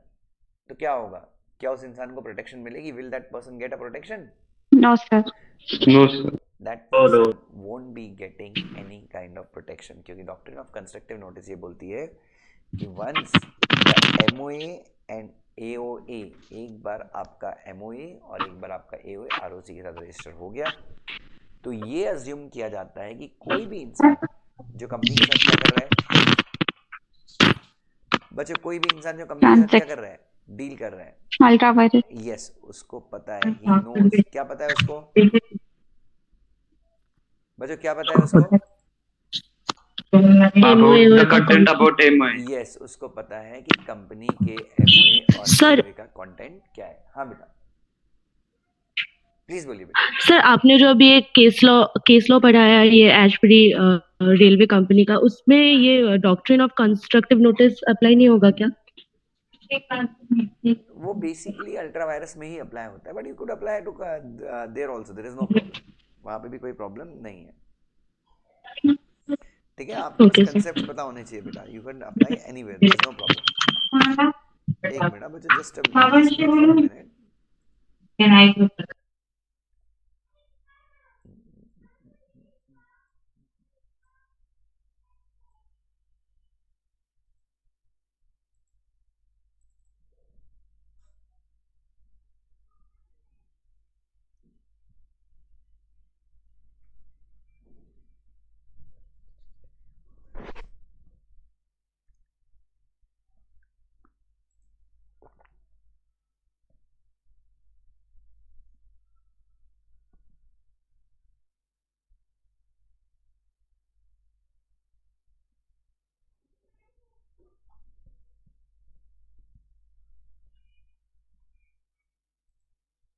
चलिए बच्चों, हाँ, प्लीज शेयर बच्चों। तो ये हो गया डॉक्ट्रिन ऑफ कंस्ट्रक्टिव नोटिस। अगली जो डॉक्ट्रिन है प्लीज शेयर, जो नेक्स्ट डॉक्ट्रिन मैं आपके साथ डिस्कस करूंगा, that is dim, doctrine of indoor management. Please share. So doctrine of indoor management ये कहती है कि अगर कोई बंदा एमओए और एओए पढ़ के आता है, if some person has read the memorandum and articles of the company, so क्या वो कैन ही अज्यूम, वो अज्यूम कर सकता है, क्या अज्यूम कर सकता है कि जो भी कंपनी ने एमओए या एओए में लिखा है, कंपनी उसको क्या करती है? Regularly follow. Very nice, company उसको रेगुलरली क्या करती है? फॉलो करती है। और अगर कंपनी ने उसे रेगुलरली फॉलो नहीं किया तो इसमें आउटसाइडर, मतलब जो कंपनी के साथ कॉन्ट्रैक्ट कर रहा है, इसकी कोई भी गलती नहीं है। यस और नो बच्चों? So as an outsider what you can assume is, बच्चों as an outsider what you can assume? Memorandum और इंडोर में एज एन आउटसाइडर आप ये अज्यूम कर सकते हो कि whatever company is doing, whatever is there in MOA and AOA, company उन चीजों को निरंतर रेगुलरली क्या करती है? फॉलो करती है। ठीक है? सो अगर कंपनी उसको फॉलो ना करे तो कंपनी लायबल होगी। Yes, the company would be liable. एक और ये केस को एक्सप्लेन करने का बहुत अच्छा तरीका है, एक ये क्या है बच्चों? Royal British Bank versus Turquand. क्या हुआ था इस केस में? कंपनी के आर्टिकल्स में लिखा था कि हर साल की एजीएम में मिस्टर के को हम ऑथराइज करते हैं, किसके लिए? डिपॉजिट्स एक्सेप्ट करने के लिए, और वो कंपनी के बिहाफ पे डिपॉजिट एक्सेप्ट कर सकते हैं। तर्कन ने उस चीज को पढ़ा और वो डिपॉजिट देने के लिए तैयार हो गया। लेकिन इस साल की जो एजीएम थी उसमें कंपनी ने मिस्टर के को ऑथराइज नहीं किया, लेकिन तर्कन को इस चीज की पता नहीं था। तर्कन ने अपना डिपॉजिट मिस्टर के पास दे दिया, मिस्टर के ने डिपॉजिट एक्सेप्ट कर लिया। ठीक है? लेकिन कंपनी क्या बोलती है? कंपनी बोलती है तर्कन हमको आपसे कोई डिपॉजिट मिला ही नहीं है, क्योंकि आपने डिपॉजिट किसको दिया है? मिस्टर के को दिया है। मिस्टर के को हमने इस बार ऑथराइज किया ही नहीं था।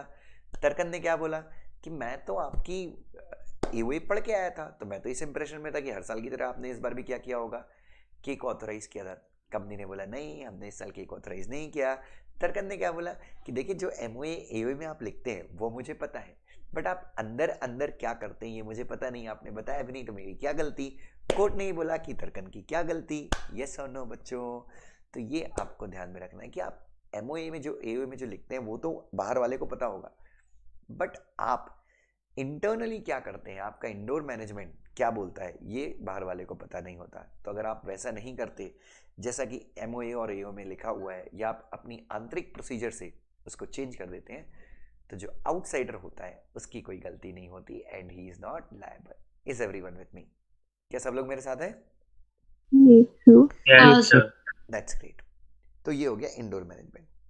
लेकिन हमको देखने पड़ेंगे, there are some exceptions to doctrine of indoor management. So अगला जो डिस्कशन है, यार ये स्क्रीन क्यों रुक जाती है? एक मिनट बच्चों।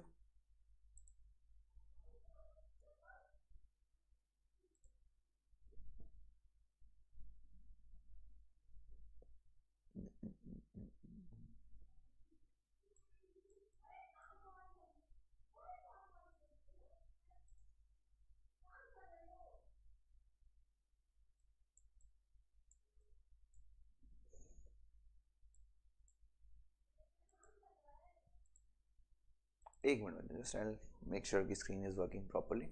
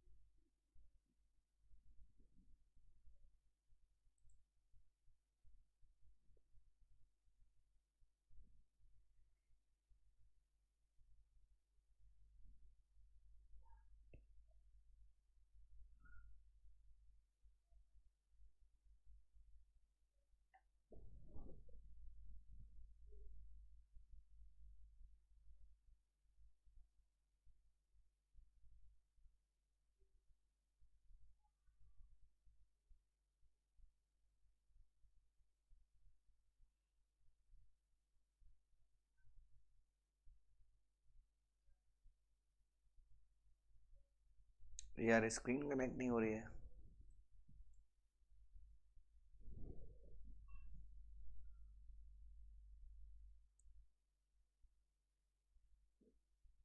एक मिनट।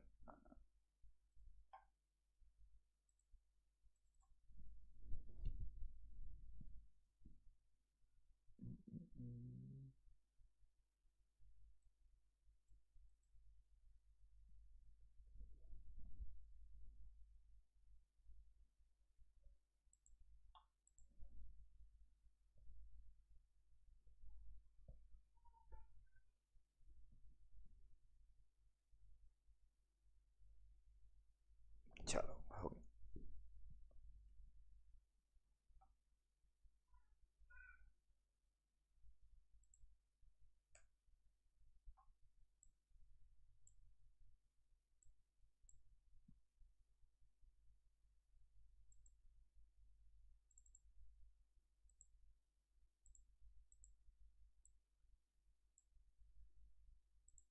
चलिए बच्चों,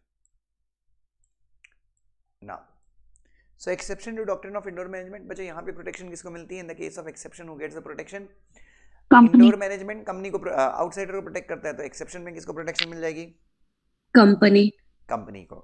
number 1 constructive notice. Number 2 doctrine of constructive notice company को प्रोटेक्ट करता है। नंबर 2 आउटसाइडर जो कंपनी से Audit. कॉन्ट्रैक्ट कर रहा है उसने क्या नहीं किया है? उसने एमओए और एओए को क्या नहीं किया है? नहीं पढ़ा। रीड ही नहीं किया। तीसरा, आपको पता है कि अगर transaction Forgery. Intra virus the director होते हैं but intra virus the company virus होते हैं तक company but ultra vires the director होते हैं, उन ट्रांजैक्शन को भी Director. कंपनी क्या कर सकती है? रेटिफाई कर सकती है। Rectify ये करती बच्चों स्पेशल रेजोल्यूशन पास करके। उसके बाद अगर कंपनी अपने बिजनेस के लिए इमूवेबल प्रॉपर्टीज खरीदती है अल्ट्रा वायरस मैनर में, तो भी कोई प्रॉब्लम नहीं है। क्यों? क्योंकि वो कंपनी के क्या होता है, that is the power of the company. वो कंपनी को कंपनीज एक्ट देती प्रॉपर्टी खरीदने की। तो आपके एमओए में नहीं लिखा है बट स्टिल आपने प्रॉपर्टी खरीद ली तो भी कंपनी को प्रोटेक्शन मिलेगी and transaction will be considered as valid. अगर कंपनी के बिहाफ पे कोई आदमी क्या करता है? फॉर्जरी करता है। कंपनी सेक्रेटरी ने क्या किया? डुप्लीकेट साइन मार के शेयर सर्टिफिकेट किसी और को दे दिए और पैसे खुद लेके भाग गया। तो अगर फॉर्जरी होती है तो फॉर्जरी के लिए लायबल कौन होता है? भले ही आप एमओए पढ़ के आए थे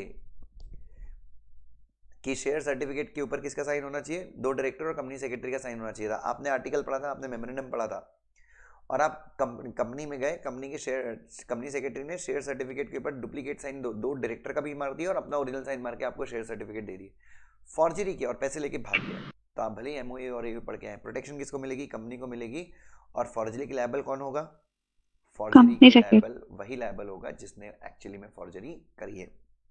उसके बाद और क्या था बच्चों? और कोई पॉइंट था which I am missing? Negligence. Yes, अगर आउटसाइडर खुद ही नेग्लिजेंट है, जैसे कि रॉयल ब्रिटिश तर्कन वाले केस में कंपनी ने इस बार किसी को भी अथॉरिटी नहीं दी डिपॉजिट एक्सेप्ट करने की, और कंपनी ने अगर न्यूज़पेपर में एडवर्टीजमेंट दिया होता, तुमने उस न्यूज़पेपर एडवर्टीजमेंट को नहीं पढ़ा, तो इसमें कंपनी गलती नहीं है, इसमें तुम्हारी गलती। तो अगर आउटसाइडर नेग्लिजेंट है तो भी प्रोटेक्शन किसको मिलेगी? Company would get the protection. Is everyone with me? अरे हाँ या ना? Yes sir. चलो, यस सर। हाँ जी बच्चों, तो ये भी हो गया, ये डॉक्ट्रिन्स भी हो गई। Now come to section number 10। Come to section number 10, जल्दी से आ जाइए। सेक्शन नंबर 10 क्या बोलता है? Legal effect of memorandum and articles. Please here. मिला सबको? सो बच्चों, सेक्शन 10 बोलता है कि एक बार आपकी कंपनी क्या हो गई है? इनकॉर्पोरेट हो गई है, तो एमओए और एओए को आप वही कॉन्ट्रैक्ट मानिए जो कॉन्ट्रैक्ट राइटिंग में कंपनी और मेंबर के बीच में होता है। हाँ या ना बच्चों? सेक्शन 10 कुछ ऐसा ही बोलता है कंपनी एक्ट का। हाँ सर। Once a company जी, is created, MOA creates a binding contract between the members and the company. So आप सबको पता है कंपनी एक बार कंपनी अगर इनकॉर्पोरेट हो जाए तो मेमोरेंडम और आर्टिकल में जो भी लिखा है इट बिकम्स अ कॉन्ट्रैक्ट। और जब कॉन्ट्रैक्ट बनता है तो आप सबको पता है एक दूसरे के ऑब्लिगेशन एक दूसरे के लिए क्रिएट हो जाते हैं। हाँ या ना? लेकिन ये कॉन्ट्रैक्ट किसके बीच में है? तो कंपनी और मेंबर्स के बीच में है। तो मेमोरेंडम जो भी राइट और ऑब्लिगेशन क्रिएट करेगा वो किसके लिए क्रिएट करेगा? Memorandum as well as article. Members और कंपनी, एंड हाँ या ना? कंपनी। तो सबसे पहला rights of company against the member, तो इधर देखो, तो सबसे पहले मुझे बताओ मेंबर का ऑब्लिगेशन टुवर्ड्स द कंपनी क्या है? आपने जितने रुपए के शेयर्स लिए हैं उतना पैसा दे दीजिए, हाँ या ना? मेंबर का ऑब्लिगेशन टुवर्ड्स द कंपनी। दूसरा, कंपनी का ऑब्लिगेशन टुवर्ड्स द मेंबर, उसको उसके क्या दीजिए? Membership rights. मेंबरशिप राइट्स दीजिए। ओके, उसके बाद एक मेंबर का ऑब्लिगेशन दूसरे मेंबर के प्रति, पब्लिक कंपनी में तो कोई भी ऑब्लिगेशन नहीं है, बट प्राइवेट कंपनी में एक मेंबर का ऑब्लिगेशन दूसरे मेंबर के प्रति है, क्या? शेयर्स ट्रांसफर उसी मेंबर को करना है जिसके आपको पास एग्जिस्टिंग मेंबर को ही शेयर ट्रांसफर करना है। प्लस सेक्शन 245 ये बोलता है कि members can come together, members इकट्ठे होकर भी अपने राइट्स के लिए लड़ सकते हैं। अगर कंपनी में कुछ गलत होता है तो मेंबर्स क्लास एक्शन ले सकते हैं। यस। उसके बाद obligation of member towards the company, ठीक है। अच्छा, is the company bound to the outsiders? क्या company no sir, no sir. बच्चों यस, तो याद रखिए आउटसाइडर, अगर मेरा आउटसाइडर मेंबर भी है और आउटसाइडर अगर मेरा एम्प्लॉय भी है, मतलब मिस्टर एक्स मेरी कंपनी के शेयर होल्डर भी हैं और मेरी कंपनी के एम्प्लॉय भी हैं या मेरी कंपनी के सप्लायर भी हैं, समझिएगा बच्चों। So is the company bound towards the outsider? General rule answer is no. Privity of contract, rights और ऑब्लिगेशन जो भी आएंगे वो मेंबर को और कंपनी को ही मिलेंगे एक दूसरे के अगेंस्ट, हाँ या ना? सो अगर आउटसाइडर मेरी कंपनी का एम्प्लॉय भी है तो उसको जो राइट्स मिलेंगे वो क्या मिलेगा बच्चों?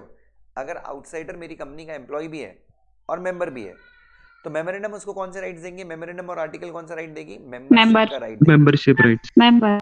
तो यस, इस case Eley versus positive life insurance company में क्या लिखा था कि एली जो है he is a shareholder of the company also and he is the company employee या एम्प्लॉय या कंपनी सेक्रेटरी, और इसको तब तक नहीं निकाला जाएगा जब तक ये जिंदा है, लाइफ टाइम के लिए कंपनी सेक्रेटरी रहेगा। प्लस इसको सिर्फ फ्रॉड के केस में निकाल सकते हैं, बट बोर्ड ऑफ डायरेक्टर ने क्या किया, कंपनी सेक्रेटरी को निकाल दिया, उसने फ्रॉड नहीं किया था तो भी निकाल दिया। तो ये कंपनी सेक्रेटरी क्या बोलता है कि मेरे साथ गलत हो रहा है, this is something wrong happening with me, मुझे आर्टिकल में लिखा हुआ था कि I can not be remove जब तक मैं फ्रॉड ना करूं, बट स्टिल कंपनी ने मुझे क्या कर दिया, रिमूव कर दिया। तो कोर्ट ने क्या बोला? कोर्ट ने बोला कि तुम मेंबर हो तो company is bound to give you membership right only in the capacity of company secretary और एन एम्प्लॉय। आप आउटसाइडर है और आपको मेमोरेंडम या आर्टिकल से कोई भी राइट नहीं मिलेगा। Is that clear? But sir ये फिर आर्टिकल में लिखने की जरूरत क्या थी? अब भाई अपने को क्या पता, अपन ने थोड़ा ना लिखा। Are you getting my point? अपन ने ये नहीं लिखा, ये सेक्शन 10 का है, ये डिसाइडेड केस है, ठीक है ना? सो यहाँ पर एक चीज आप याद रखेंगे कि आर्टिकल और मेमोरेंडम जो है वो मेंबर्स के ऊपर राइट क्रिएट करती है। कुछ रिस्ट्रिक्टिव क्लॉज होते हैं आर्टिकल में, right of first offer, right of first refusal, tag along, drag along. Tag along में क्या होता है? मेजॉरिटी अपने शेयर बेचती है तो माइनॉरिटी अपने आप को टैग कर सकती है। ड्रैग अलोंग मतलब मेजॉरिटी अपने शेयर बेचती है तो कंपलसरी वो माइनॉरिटी के शेयर बेच सकते हैं। राइट ऑफ फर्स्ट ऑफर, आप किसी को भी शेयर बेच रहे हो तो पहले मुझे ऑफर दोगे। And right of first refusal, आप किसी को भी शेयर बेच रहे हो मुझे पहला ऑफर दोगे, अगर मैं मना करता हूं तो आप किसी और को शेयर बेच सकते हो। ये दोनों का मतलब क्या है बच्चों? Both are one and the same. तो ये कुछ प्रकार के यस कुछ प्रकार के जो क्या है रेस्ट्रिक्टिव क्लॉज है जो आप आर्टिकल्स में डाल सकते हैं। आप आर्टिकल में वीटो राइट डाल सकते हैं। Now come to section number 21। क्या बोल रहे हैं सेक्शन 21? देखो एक बार,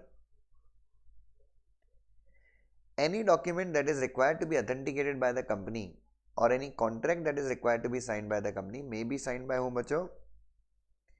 KMP or any officer or employee authorized by the board of director। तो कंपनी के द्वारा कोई भी डॉक्यूमेंट को क्या करना है? ऑथेंटिकेट करना है, सर्टिफाई करना है। तो कंपनी के बिहाफ पे कौन सर्टिफाई कर सकता है? कंपनी और a person authorised by the company. ये जो डॉक्यूमेंट है कंपनी का ऑफिशियल डॉक्यूमेंट है, इसके ऊपर कंपनी को साइन करना है। तो कंपनी के बदले कौन साइन कर सकता है?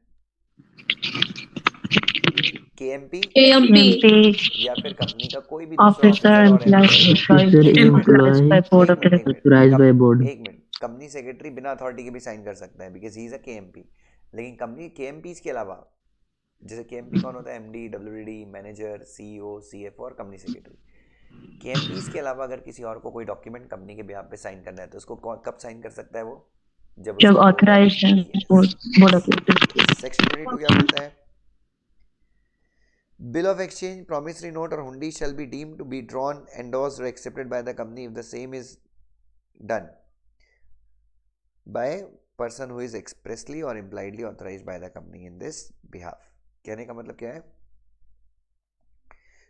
Cheque, bill of exchange, promissory note, ये हम मानेंगे कि कंपनी ने ड्रॉ किया है या फिर कंपनी ने क्या किया है, एक्सेप्ट किया है। जब ये कंपनी के बिहाफ पे कौन करता है? जिसको कंपनी ने कैसे ऑथराइज किया है? अरे जिसको कंपनी ने कैसे ऑथराइज किया है? रिटर्न एक्सप्रेसली मतलब लिखकर, और इम्प्लाइडली मतलब लिखा नहीं है, लिखा नहीं है बट कंपनी ने रिप्रेजेंट किया है। यस कंपनी ने लिखा नहीं है एक्सप्रेसली, या तो मैं आपको एक्सप्रेसली ऑथराइज कर दे कंपनी क्या कर ले, या तो आपको एक्सप्रेसली ऑथराइज कर ले। इम्प्लाइडली मतलब, इम्प्लाइडली का मतलब कंपनी ने आलिम मैंने तेरे को कोई अथॉरिटी नहीं दी कि तू कंपनी के बिहाफ पे चेक साइन कर सकता है, लेकिन मेरी वेबसाइट पे, मेरी कंपनी की वेबसाइट पे लिखा है कि आलिम जो है वो कंपनी के बिहाफ पे चेक साइन करेगा, तो मैंने आलिम को कैसे ऑथराइज किया है? एक्सप्रेसली या इम्प्लाइडली? Impliedly yes. एक और चीज है, इसका एक और क्लॉज है, अ कंपनी में by writing under its common seal, company लिखेगी कि आलिम जो है वो ऑथराइज्ड है, और वहां पे क्या लगा देगी? अगर कॉमन सील लगा देगी। और अगर कंपनी के पास कॉमन सील नहीं है तो कौन साइन करेगा? आलिम जो है वो कंपनी के बिहाफ पे डॉक्यूमेंट साइन कर सकता है। यहाँ पे कौन साइन कर देगा? टू डायरेक्टर्स और अ डायरेक्टर एंड कंपनी, या फिर डायरेक्टर कंपनी सेक्रेटरी। ठीक है, अगर कंपनी में सीएस है तो। और क्या कर सकते हैं? Authorize any person to act as what बेटा? अटर्नी। अटर्नी का मतलब होता है agent of the company for the purpose of executing contracts in और outside India on behalf of the company, and the contract entered by that person under such authority shall be deemed to be the contract entered by the company. So basically section 21 और 21 क्या बोल रहा है बच्चों? 21 भी क्या बोल रहा है कि KMP डायरेक्टली क्या कर सकता है? साइन कर सकता है कोई भी कॉन्ट्रैक्ट, या कोई भी ऑफिसर और एम्प्लॉय बोर्ड ऑफ डायरेक्टर जिसको बोर्ड ऑथोराइज करे वो साइन कर सकते हैं। 22 बोल रहा है cheque, bill of exchange, promissory note, hundi, कोई भी बंदा साइन कर सकता है, एक्सेप्ट कर सकता है जिसको कंपनी ने एक्सप्रेसली या इम्प्लाइडली ऑथराइज किया है। उसके बाद ये बोल रहे हैं सेक्शन 22 ये बोल रहा है कि एक कंपनी जिसको राइटिंग में ऑथराइज करे कॉमन सील लगा के, और कॉमन सील नहीं है तो राइटिंग में ऑथराइज करे 2 डायरेक्टर या फिर डायरेक्टर और कंपनी सेक्रेटरी। इधर देखिए, ठीक है, तो इसको अगर साइन कर दिया तो इसको कंपनी क्या बना सकती है? अपना लॉफुल अटर्नी बना सकती है। अटर्नी मतलब कंपनी इसको अपना एजेंट बना सकती है, और ये कंपनी के बिहाफ पे क्या कर सकता है? कॉन्ट्रैक्ट कर सकता है, और इसने कोई कॉन्ट्रैक्ट किया तो ये माना जाएगा कि कॉन्ट्रैक्ट कंपनी ने किया। सो सेक्शन 21 और सेक्शन 22 दोनों लगभग एक जैसे। 22 का स्कोप 21 से ज़्यादा है। 21 जो है वो सिर्फ कॉन्ट्रैक्ट और ऑथेंटिकेशन के बारे में बात कर रहे हैं। 22 bill of exchange, promissory note को साइन करने के बारे में बात कर रहे हैं, और कॉन्ट्रैक्ट्स के ऊपर भी बात कर रहे हैं। ठीक है, सो दोनों सेक्शन लगभग सेम है, बट 22 का स्कोप ज़्यादा बड़ा है। उसके बाद what is doctrine of alter ego? Doctrine of alter ego, doctrine of lifting of corporate veil normally same है, but lifting of corporate veil का स्कोप ज़्यादा है। अगर कंपनी कुछ ऐसा करती है जो जिसके लिए कंपनी ऑथराइज नहीं है, तो बेसिकली कोई कंपनी कोई भी इलीगल काम करती, कुछ भी काम करती है, so doctrine of lifting of corporate veil का स्कोप क्या है बच्चों? वाइड है। और कंपनी अगर कोई भी ऐसा काम करती है, कब सुनिएगा ध्यान से, कंपनी अगर कोई भी ऐसा, या कंपनी के पीछे के लोग कोई भी इलीगल हरकत करते हैं या कोई भी लॉ को कॉन्ट्रावीन करते हैं, तो उसके लिए कंपनी के प्रमोटर्स, डायरेक्टर्स सब लायबल हो सकते हैं लिफ्टिंग ऑफ कॉर्पोरेट विल में। लेकिन ऑल्टर ईगो में अगर कंपनी कोई भी ऐसा काम करती है, सुनिएगा ध्यान से, कंपनी कोई भी ऐसा काम करती है जो उसके एमओए में नहीं है, एओए में नहीं है, कंपनीज एक्ट में नहीं है, उसके लिए कंपनी के डायरेक्टर्स और ऑफिसर्स लायबल होंगे। ठीक है, सो लिफ्टिंग ऑफ कॉर्पोरेट विल को आप कंपनीज एक्ट के, आप ये बोल सकते हैं कि कंपनी के पीछे के लोग कोई इलीगल काम कर रहे हैं, गलत काम कर रहे हैं। ऑल्टर ईगो को आप जब लिखेंगे तो ऑल्टर ईगो को आप ये मानिए कि आप कंपनी ऐसा कोई काम कर रही है जो उसके मेमोरेंडम में नहीं है, उसके आर्टिकल में नहीं है, तो उसके लिए डायरेक्टर और ऑफिसर्स लायबल होंगे। तो लिफ्टिंग ऑफ कॉर्पोरेट विल को आप स्कोप बड़ा मानिए, क्योंकि वो पूरे कंपनीज एक्ट के, लाइक कंपनीज एक्ट का अगर उल्लंघन हो रहा है और ऑल्टर ईगो इज बेसिकली जब कंपनी कोई ऐसा काम कर रही है जिसके लिए वो ऑथोराइज नहीं है, तो उसके लिए लायबल कौन होगा? उसके पीछे के लोग। तो लिफ्टिंग ऑफ कॉर्पोरेट वेल का स्कोप बड़ा है। लिफ्टिंग ऑफ कॉर्पोरेट वेल के अंदर लिफ्टिंग ऑफ ऑल्टर ईगो भी आ सकता है, बट ऑल्टर ईगो एक अपना अलग area. Lifting of corporate veil के अंदर सारे लोग रिस्पॉन्सिबल हो सकते हैं, डायरेक्टर, प्रमोटर, सब कुछ, लेकिन ऑल्टर ईगो के अंदर स्पेसिफिकली कंपनी के डायरेक्टर और उसके ऑफिसर्स लायबल होते हैं। फिर there is a difference between memorandum and articles, ये आप देख सकते हैं, बहुत ईजी है। And then this chapter comes to an end now please यार। उसके बाद ये कुछ समरी नोट्स हैं बच्चों, ये आप देख सकते हैं, अगर आपको एग्जाम के टाइम पे पढ़ना है तो ये आप इसका समरी देख सकते हैं। नाउ प्लीज स्टार्ट, नोटबुक खोलिए, open your notebook and write some questions. ये आपका टेस्ट है, listen to me, timing is for half an hour. एक क्वेश्चन को सॉल्व करने का जो स्टैंडर्ड टाइम है दैट इज 7 मिनट्स। कहाँ जाते हैं? No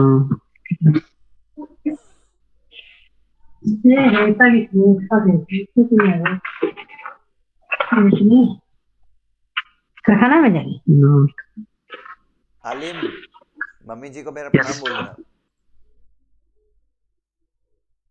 yes sir.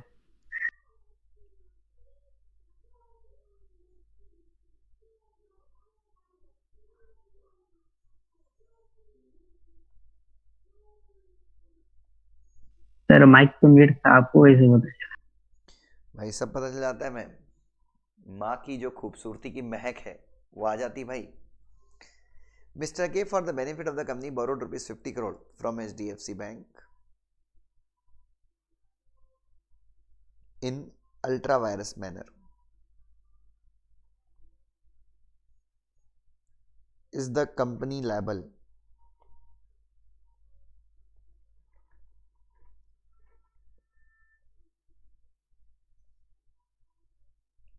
to repay the same?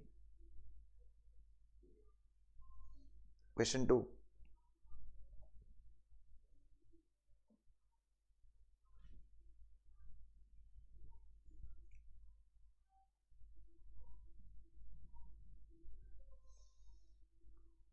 XYZ Limited wants to change its name and wants to use the name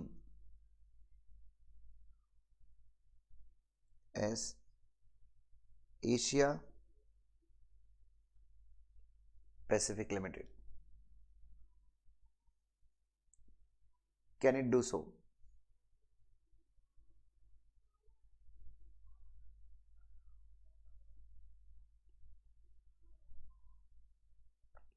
Explain the provisions.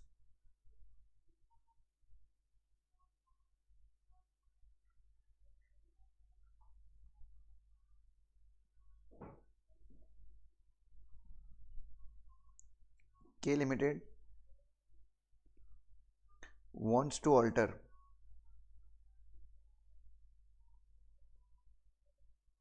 the entrenchment clause of AOA. Can it do so? If yes, what is the procedure?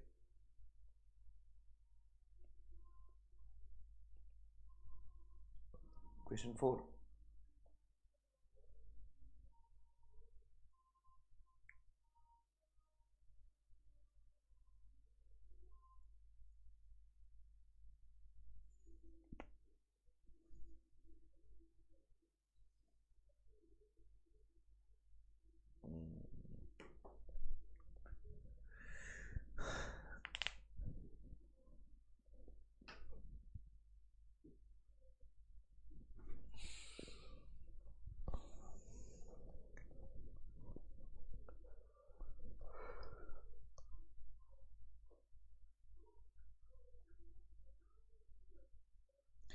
How documents are authenticated on behalf of company? ठीक है, each question carries 5 marks और total आपको time है 30 minutes का। आपका question बन रहा है नहीं बन रहा है, 7 मिनट्स आपको एक क्वेश्चन को देना है, ठीक है। सब लोग लिख लेना क्योंकि मेरा आईपैड बंद हो जाएगा, सिर्फ 3% बैटरी बाकी है। क्वेश्चंस लिखना and then you start your answer, ठीक है।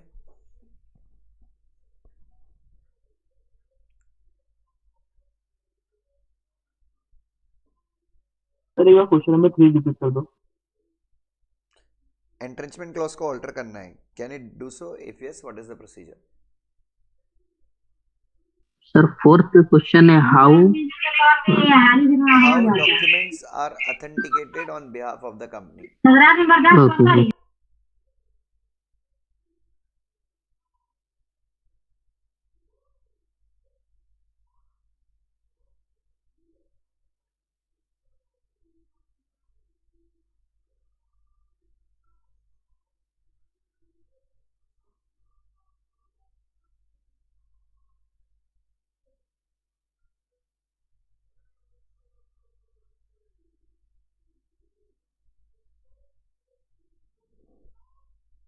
चलिए डन, लिख लिए questions? Yes sir. Yes sir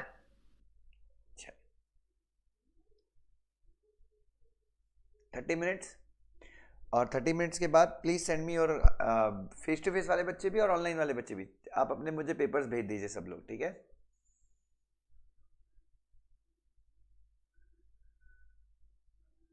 okay sir. हाँ मैं अभी मीटिंग खत्म कर रहा हूँ, आप मुझे पेपर्स भेज दीजिए